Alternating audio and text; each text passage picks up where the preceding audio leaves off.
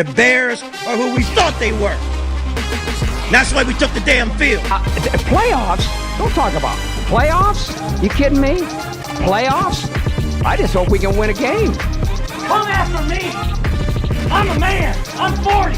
Now, if you want to crown them, then crown their ass. But they are who we thought they were. And we let them off the hook. What's up, Hot? Let's get it. Let's get it. So y'all heard what I said, Sports Entertainment Podcast. With your guys, tell. You got Hurricane, don't want none. And Diesel D, baby. You already know what it is. We getting close to halfway through NFL season. What you about to say, Don? We getting close to halfway through NFL season. We also got NBA season starting. But first, let's talk about a few things from the NFL. Alright, so we've seen what the Chiefs have been all season. But my question is, did the Lions show you that they are the clear-cut best team in the NFC after they took down the undefeated Vikings?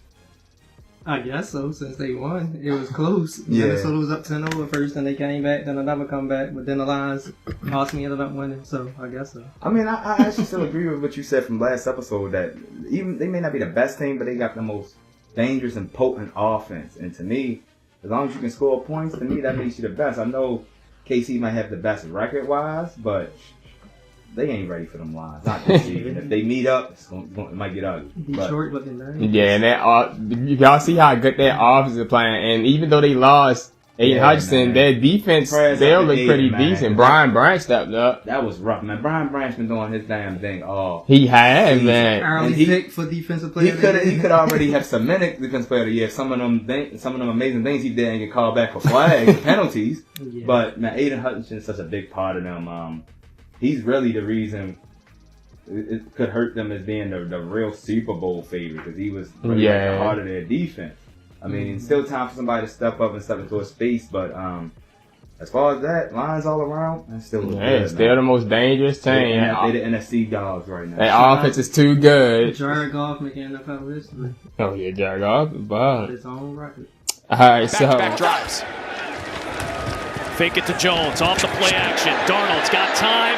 Underthrown ball, looking for Addison, and what a play by Brian Branch. Continues to make impact play after impact play. And that's 3 picks in the last 2 games for the second-year man out of Alabama. Well, it's like he's listening in on the call, Adam. I mean, you can't play so many different positions so well. There's just not a lot of guys who can do it. He's the robber on the backside of the coverage. He just jumps the crossing route, and Sam Darnold just never sees him. All right, so another thing, Baltimore Ravens continue their win streak, and this is the thing that me and my homie been going back and forth about. We've been talking about Lamar and Derrick Henry. So my question to y'all is, are Lamar Jackson and Derrick Henry both legitimate MVP candidates? Yeah, he is. Lamar looking like he could win MVP for a third time. Caught that shit. Especially with them 5 touchdowns last game. And no interceptions. Yeah. NFL loves history. It's everywhere, every season, almost every week. They have a chance to make history, not just from the MVP standpoint. The way King Henry is rushing with this offense, he has a chance to break the rushing record. The same way we looked at CJ2K and Jamal Lewis and some of those other guys, Adrian Peterson. He has a legit chance. And Lamar has a legit chance to be the first guy to have 2 unanimous MVPs. Like, you can go either way if you want King Henry or Lamar. But right now, if you got basically the 2 leading candidates for MVP on the same team, that also tells me that that's the best team in the AFC. It ain't the Chiefs the best team in the league or their conference. Yeah, in my opinion, I think they both are legit MVP candidates. You see what Lamar been doing. Again, he's even gotten better this year, and most even Ravens fans or fans of football, they can see that Lamar is much better in the pocket now. He's more accurate. He's finding all his open receivers. You got all these people who not even like real good receivers that he get the ball to. He finally connected with Bateman. Mark Andrews scrub ass finally get some touchdowns. I'm not buying that Bateman shit. He ain't like his third. That's why I said he finally connecting with him. Every year. Bateman had a good game. Mark Andrews is washed. I mean, Mark Andrews is washed, but Mark Andrews is more reliable than Bateman. I'm not buying that Bateman shit. Bateman gonna be back to 1 or 2 catches over the next couple weeks. I'm not buying it. I trust Chuck Kolar more than I trust Bateman. Kolar be getting busy, but they got Flowers too. Yeah, but no, Zay Flowers ain't get no fucking credit after the nigga put in 9 catches for $123.5. And then he had one catch. And fuck the one catch, he ain't have no catch. The second half of that game, it had another have 1 catch. So you got 1 catch through 6 quarters, my nigga, after having 9 catches and a half. But that's the thing, Lamar is so elusive. Look at what he's on. He had 5 touchdowns and no interception.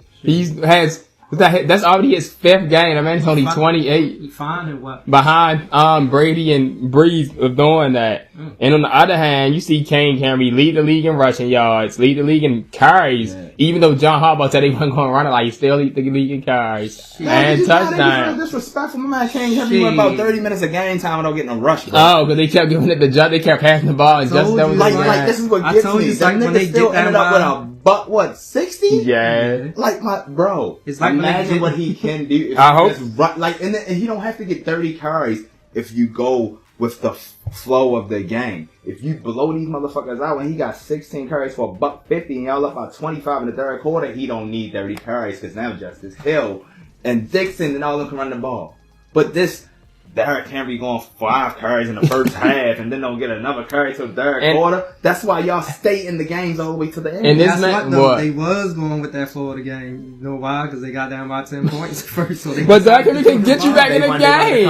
And this man breaks off a big run literally almost every game. And the thing is, they better not mess this up. 85-yard rush and wasn't a touchdown. They better not mess this up too because Keaton Mitchell was about to return. So what John Harbaugh want to do then? Exactly. How you going? You got to get the young boy in because you want to develop him, but you can't disrespect King Henry while he's still in his prime. I understand the age shit. Age don't mean nothing when you producing like this. Production is still off the walls. Yeah. Like, I know the Cowboys, man, they ain't even trying to get the nigga that living now. Anyway, Ravens looking good. Let's not forget. And that's why I don't even be worried about the Ravens turnover. Because the defense is playing so good. The offense was so good. That's when Lamar, you see Lamar turn it over. You mean the defensive line, the pass rush, not the second. I mean, Kyle Hamilton. I mean, Humphrey got a couple picks before he got hurt. Yeah. What about Stevens? Yeah. And Marcus Williams. Yeah, Marcus Williams.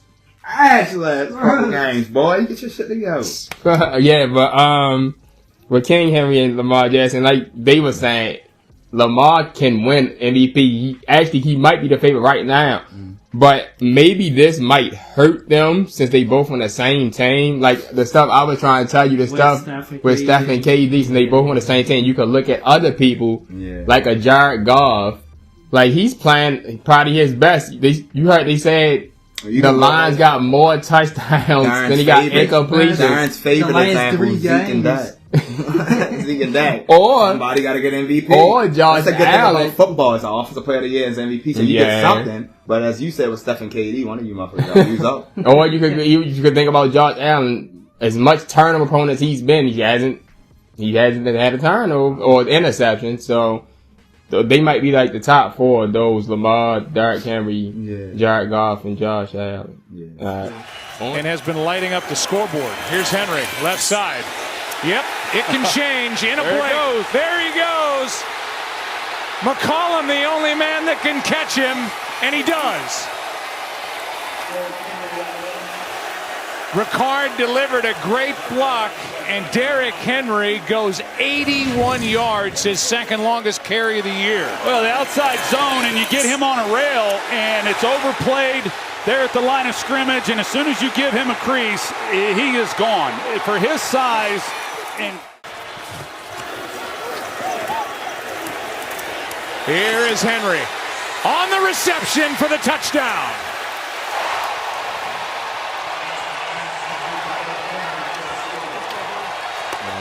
On to the next topic. We seen Russell Wilson finally get a chance to start. So my thing is, will Russell Wilson keep the starting job for the Steelers for the rest of the season? I think so. He's going to keep it because of the way he's playing. It's Russell Wilson. get it to Pickens. Man, The Steelers might could look dangerous with that. I mean, Mike Tomlin could easily pull the move with that Callahan move as far as saying, well, if this is healthy, he'll be back starting. He can say that about Fields, but Russell Wilson, a former Super Bowl winner, man, Russ said, I've been salivating to get on the field. You think I'm gonna just leave the field now? Hey. Now I'm gonna have to get hurt or lose to one of the best teams for Justin Fields to get this spot. Yeah, when the Ravens got the same record, imagine when that game come around. Oh yeah, hold both of y'all hold that door. Also, I don't know why they kept acting like Russell Wilson wasn't going to be the starter at the beginning of the season. He was just hurt. What did I say? And they acting like Justin Fields was like... It was all up for excuse. You say that Russell Wilson is winning in preseason and training camp, and then all of a sudden when week 1 comes, he hurt and can't play. Because y'all wanted to make sure that Justin Fields got some time. Decision. So let's put Justin Fields in there right now just to make sure we're not making the wrong decision saying Russell the star. And Justin Fields, he didn't fuck up. But he didn't do good. Didn't do good enough. That's the problem. They keep acting like, they were 4-2 at the time. You don't take them out. What you mean you don't take them out? Russell Wilson got more touchdowns to the wide receivers than Justin Fields did in his first game. And I don't know who to blame for that. And because this could kind of be Justin Fields' fault. Justin Fields did the classic thing that young kids do. They're so adamant on not trying to fuck up that they don't shine. He was so busy on not trying to turn the ball over. Not trying to fuck up and get the criticism that he wasn't running for his 60, 70, 80-yard run. and just slinging that motherfucker. Like, bro, now you lost your job. All right. And on where I told you to slow down your topic, my next question to continue was, you see how we transition nicely? So my next thing was, can the Steelers challenge the Ravens in the AFC North? They definitely can. I mean, because they do every year. I mean, this is a true ride or die rivalry. It don't matter who's playing. When these two get in front of each other, the same way as the Bengals or Browns, when they fight each other, when the two certain teams play each other, it don't matter who they got. It's more aggressiveness. It's more focus. Like, the game won't be good. Contend, of course they can. It's the Steelers. Will they? That's another question. Yeah, you're right. All right.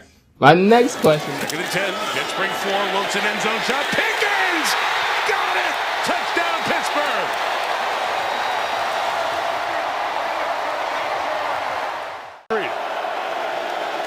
Rodgers had it knocked down. Inside Keanu Benton. And the Steelers defense. Right. My next question is... I'm sorry, it's funny. Is Aaron Rodgers washed? It's Aaron Rodgers. I'm not gonna say that. It's just the flow, the way they playing. They just ain't winning. Don't that mean he was? Not exactly. He got solid stats. I love Aaron Rodgers, almost to the level of Stephen A. Smith.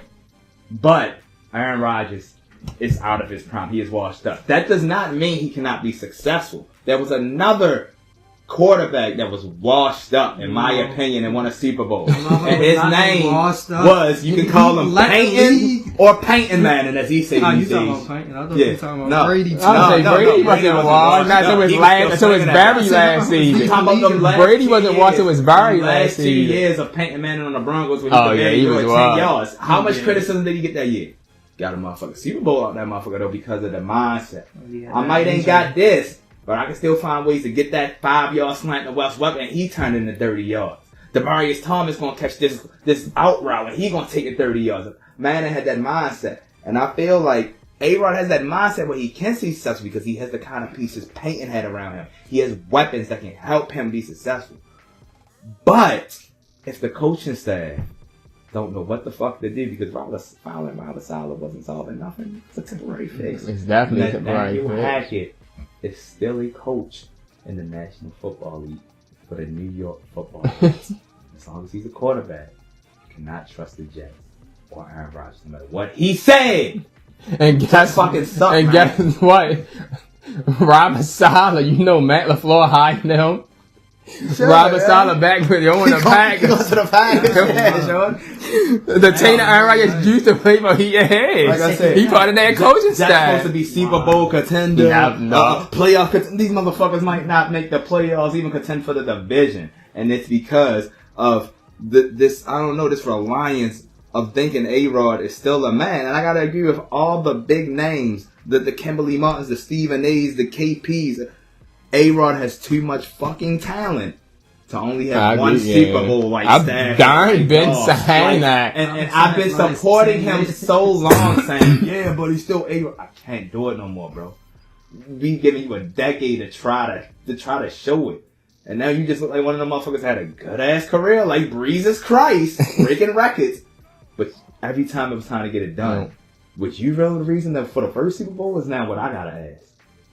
Because Jets is nasty, bro. They nasty. Come on, what? He gonna follow the same exact path Brett Favre. 2 years from now, he gonna be on the Vikings. Hyped up Devontae Adams on a Pat McAfee show for them to go out there for garbage. For that garbage. The only person showed up was Breece Hall. We gonna come back around and that's when we do the Come On Yo segment a little bit later on. Alright, so the Jets season that began with Super Bowl expectations is over on October 27th. I'm not sure that I've ever seen a more inexcusable loss than the Jets game today against New England, falling 25-22 against the Patriots, and again, essentially ending their season. All areas of the team continue to look dysfunctional, and it's very hard to even project where this team goes from here. Bart, your initial thoughts? Disgusted, actually. I mean, as a former Jet, embarrassed, ashamed. Defended this team every single week up until this point. But now they have to take accountability. And now you run out of people to blame, and they got to take responsibility for what's going to be said nationally, locally. This is on them because now they've been or become exactly what people always say, the same old Jets. And they got to wear that. They got to own it. Each one of them on that roster earned that. And, it's no positive. There's nowhere to go from here. Nobody really cares at this point. Yeah, I agree. This is beyond tough to swallow, man.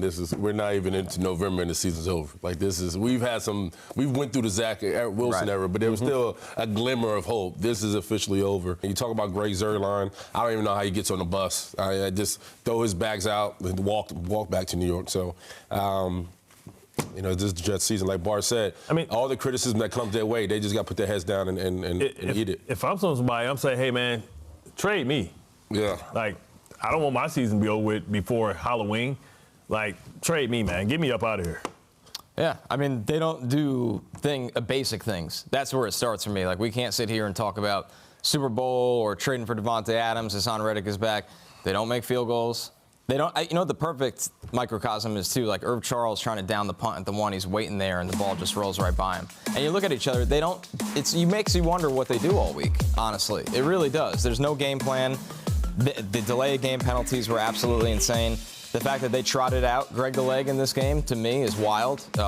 It's just kind of a slap in the face to everybody in the organization that you've watched him now lose you 2 games. He hasn't had any confidence.